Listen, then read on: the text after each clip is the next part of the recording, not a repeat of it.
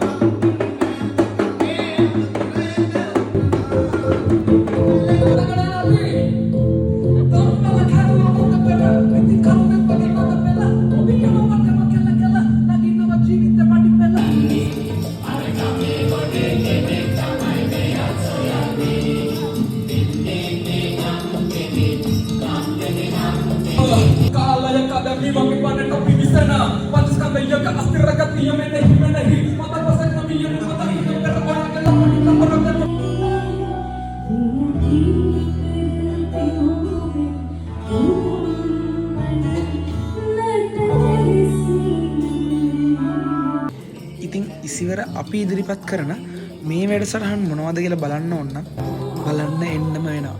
ඔයාලට පුළුවන් අපිට කතා කරන්න. මම නම්බර් එක ඩිස්ක්‍රිප්ෂන් එකේ දාලා තියන්න.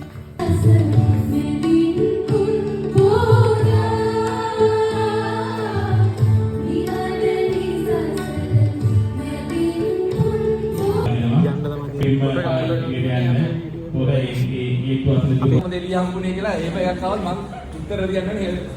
සෞඛ්‍ය අමාත්‍යාංශය. මේක යකෝ වැඩි වෙන්නේ. හරිම ලස්සනයි. හරිම නේද? ඒ වගේ මට එතකොට අම්මලට කියන්නේ මේ උඩුබද්දා ප්‍රාදේශීය සභාවේ තිබ්බ සරස ප්‍රෝග්‍රෑම් එක ඉවරයි. දැන් අපි ඇඳුම් මාරු කරේ මෙහි උඩුබද්දා පුස්තකාලේ උඩ තට්ටුවේ දැන් එතෙන්ට ඇවිල්ලා ඉන්නේ. ඇඳුම් මාරු කරගන්න අමාරුවෙන් ඉන්නේ. දැන් යන්න ඕනේ. කට්ටිය වැඩි හොඳට කරා. හොඳ කමෙන්ට් ටිකක් තිබ්බා ඇත්තරම. දැන් යන්න තියෙන්නේ. කාලා. අපි අද ප්‍රෝග්‍රෑම් එක ඉවරයි. ඔන්න බුද්ධි අයියා වයර් රොතනවා. පාතිමා අක්කත් වයර් රොතනවා. කට්ටිය අද දැන් සතුටින්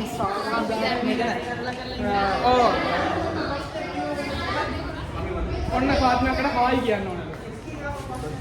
ඒ අනුව පශු වෛද්‍ය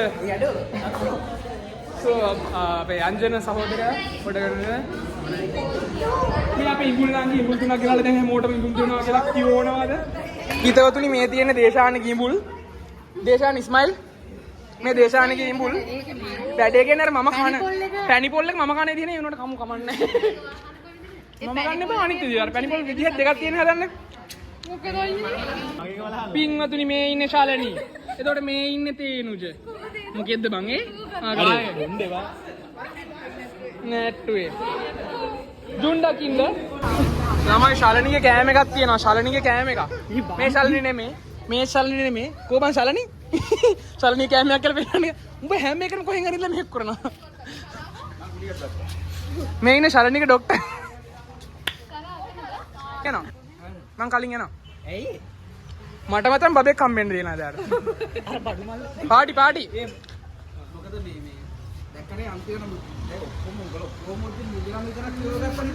අන්තිමට බේරෙන්නකෝ මේ ඔක්කොටමත් එක කිව්වේ කියලා. ඒ වුණා මම එහෙම කියන්නේ කියලා සල්ලි දුන්නේ නැහැ. මම සල්ලි දුන්නා නම් මගන විතරක් කියනවා. ඔව් යකඩෝ මට සුබ ගමන් කියලා කිව්වා. මෙන්න පශු වෛද්‍ය විසින් අපිට සපයා දුන්න ඔම්ලට් එක.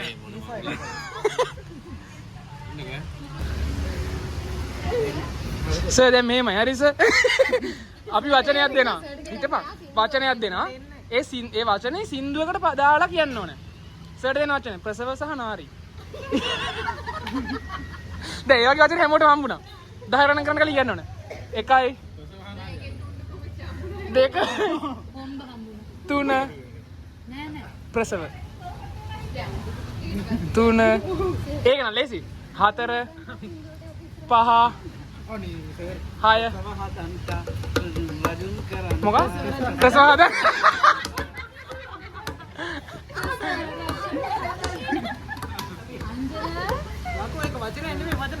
හරි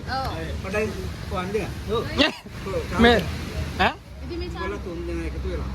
වීඩියෝ එක හරි ගත්ත ෆොටෝස් හරි සතියයි මා චාරුතයයි අංජනයයි දනයි තුන්දෙනා එකතු වෙලා මේ වැඩසටහනේ ෆොටෝස් වීඩියෝස් ටික ඊළඟ වැඩසටහනට කලින් ඒ කියන්නේ ලැබුණ 21කට කලින් ලැබුණ නැත්නම් බලාගන්න. ලෝ එකනේ කල්ලන්